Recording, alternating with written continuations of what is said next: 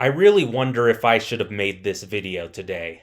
I was planning on publishing a video about my experiences with the American education system today, but that will have to be postponed until tomorrow. Why? 8 children, none of them older than the age of 15, had their lives cut way too short today, on this Sunday, April 19, 2026. My thoughts are with those who cherished these children today. They were taken way too soon, and I cannot imagine the pain that these loved ones are feeling right now. I also think that this tragic incident, like every other murder to ever happen, is a microcosm and negative reflection of our individualistic society in general. So let's talk about it. You've probably heard the following phrase before. Fuck you, got mine. That's individualism in a nutshell. It's a mentality that many Americans champion. And it's this mentality that has many folks in other countries questioning us. Those people have a point. But wait a minute, Dash. What's so bad or dangerous about individualism? Isn't that just the belief that it emphasizes personal freedom, independence, and self-reliance? To be clear, I don't think that the aforementioned values are inherently bad. Keyword being inherently. But individualism is frequently taken to an extreme. People prioritize personal autonomy over the collective well-being of others, no matter how dire the collateral consequences are to others. That is harmful, and that makes me angry. Do you remember the COVID-19 pandemic? It exposed the worst of individualism in the United States. People gathered in bunches. They refused to wear masks. They refused and still refuse to vaccinate themselves and their children against COVID-19. Oh yeah, the vaccines. Why were they developed in the first place? Not just during the coronavirus pandemic, but throughout human history. It was to protect yourself and others in the community, to prevent hospitals from being spread too thin due to overcrowding. They were literally developed so people could experience freedom again. The freedom of living healthily, going out, having fun, and socializing without the fear of contracting a potentially deadly illness. Now consider this. Person A contracts and exposes 20 coworkers to a completely preventable illness. The coworkers are all vaccinated, so there is no major outbreak. But one of them, person B, unfortunately gets sick from this illness because the vaccine isn't perfect and has to recover at the hospital for weeks. Oh, and by the way, person B also inadvertently spreads it to their immunocompromised infant child who can't get vaccinated yet. The kid suffers to a similar extent. So person A needs to be held accountable for this. Correct? But so many people in this country would be asking me, why? There is no law that mandates vaccines. It's person A's freedom to not get vaccinated. First of all, just because nothing explicitly outlaws a particular action or lack thereof, doesn't mean that action or lack thereof is responsible or righteous. And second of all, what was once someone's quote-unquote personal choice ended up harming 2 other people at minimum.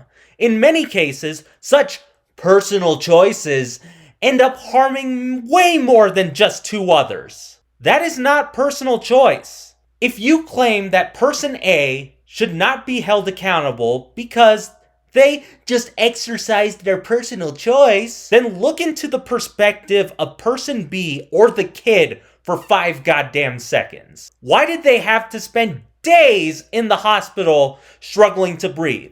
Why did the kid have to suffer so much just months after being born? It wasn't their personal choice to experience this kind of agony, but it did become their problem. And none of this had to happen. If person A just did what they should have done, no one suffers. But person A chose to be a reckless fucking idiot.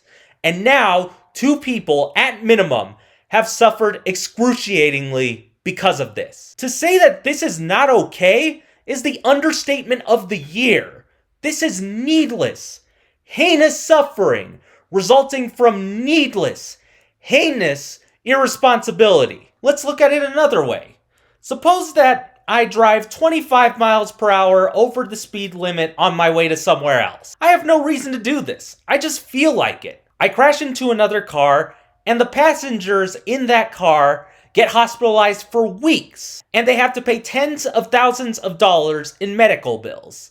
On top of that, when they finally recover, they feel scared to ride on the road, even in buses. Because I made the personal choice to speed, these people, outside my personal bubble, mind you, received extreme physical pain, extreme financial loss, and extreme trauma because of me. And for what? Now here's the interesting part. I guarantee that there would be far less people coming to my defense in this hypothetical scenario than to person A's defense in the other one. Not because there are actual laws governing how fast people can drive, but because people majorly suffered for no good reason whatsoever. Even in America, many people who are individualistic have an idea of where individualism crosses the line. Yet how is person A much different than me? Yes, these two scenarios have some differences. In general, the pattern is the same. A person makes a reckless, personal decision that unnecessarily increases the risk of something bad happening to others, and because of that, others around them suffer dire consequences. We even know that this is not okay in certain situations. So why do we continue to accept this and even defend this in other situations? Look, unless you have a bona fide reason not to get a vaccine, such as actually being allergic to it, get your goddamn shots. If not, you're an asshole. This is not control. This is a negligible inconvenience at worst. It's a precaution to protect yourself and the people around you. Hell, if a sufficient percentage of the population gets vaccinated, people then have the ability to experience personal freedom. Regardless of whether incidents like the ones I previously mentioned happen because of maliciousness or ignorance, the outcomes are not remotely acceptable.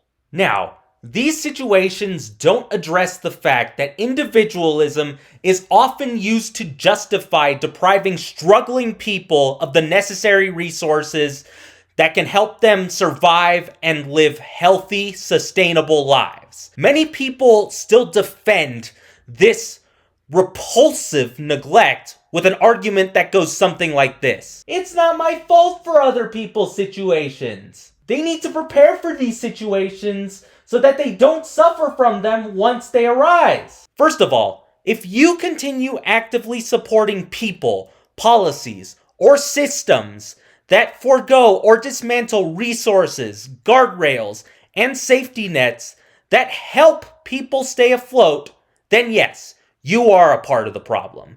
It is at least partially your fault. Second of all, even if someone could have done more to prepare for bad situations, is that really reason to allow them to suffer and die? But let's go back to the resources that keep people afloat. Quite literally, I used to be a lifeguard. I saved one person, a little toddler who was just learning how to swim for the first time. Now imagine if I had just been like, "Nah, I won't save her because her drowning is her problem. She should have known how to swim before entering the water." First of all, that argument fails because she was literally there to learn how to swim. Second of all, through no fault of her own, she didn't have the fortitude, technique, or instincts to save herself from drowning. She was a toddler. She needed help.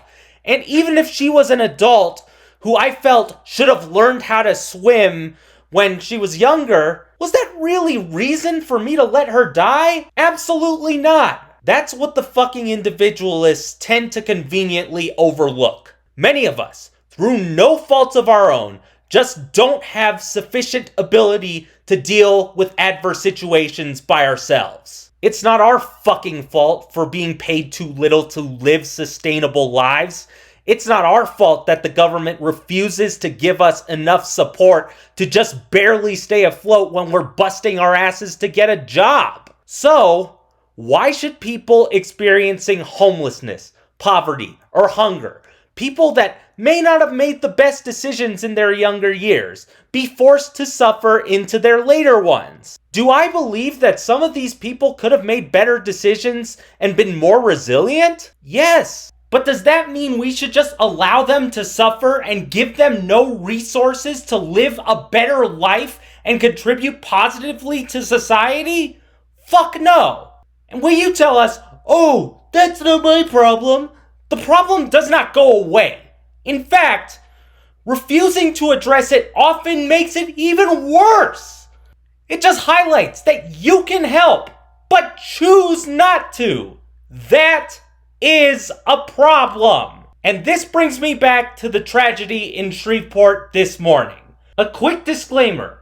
I am not defending the monster that perpetrated this at all. I would have wanted him held accountable to the fullest extent if he were still alive. At the same time, I do not believe that tragedies like these happen out of nowhere.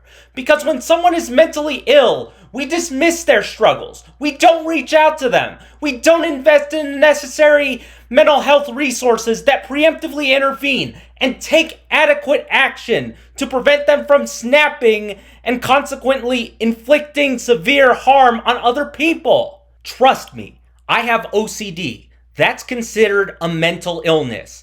I've been trying to reach out for help for years, and I have run into so many obstacles that have prevented me from getting the help that I deserve. It is almost impossible to stay composed and overcome mental illness on your own. Being consistently denied help when you need it amplifies the problem. And when society fails to address these mental health issues until people needlessly suffer because of them, fairly obviously, that's how we get tragedies like the Shreveport massacre in the first place. I once had a classmate who I noticed wasn't his usual outgoing self during his final year of high school. I thought it was a little strange at the time, but I just dismissed it. A year later, in 2018, he fucking shot and killed his father! I was sad about it at the time, but now I'm fucking angry because I didn't speak up for him. No one did. And now someone is dead because we didn't do enough to help this person when we still had the chance to. And I'm fucking ashamed of myself and society for this. So, when someone begins to act unusually and exhibit some troubling behaviors, should we just say, that's not my problem, that person needs to deal with their situation on their own? The correct answer to that question is no. It's the only acceptable answer. If we don't help that person who can't address their problems on their own, their personal mental health problem will become someone else's problem. It will become someone else's suffering and possibly their death. It could even become yours. But so many people answer that question differently. And that is what upsets me so much about most individualists. It's not that they believe in freedom or personal responsibility. It's that they think that needless suffering is an acceptable consequence of having absolutely no restrictions whatsoever. It's that they think, fend for yourselves, even though some people just don't have the ability to fend for themselves. When policies like these are ruining other people's lives, and we choose not to help despite having the power to do so, that's never forgivable. That is immoral. Yes, people are allowed to have these opinions, but that doesn't mean those opinions are justifiable. I'll conclude with this quote, and I'm paraphrasing here. It's often misattributed to the late Oliver Wendell Holmes Jr., Associate Justice of the U.S. Supreme Court. Your liberty to swing your fist ends where my nose begins. That's another way of saying you are free to do or not to do what you want as long as you aren't harming others. Without concern for the common good, even individual freedom is in danger of falling apart. Just ask the loved ones of the children who needlessly died today.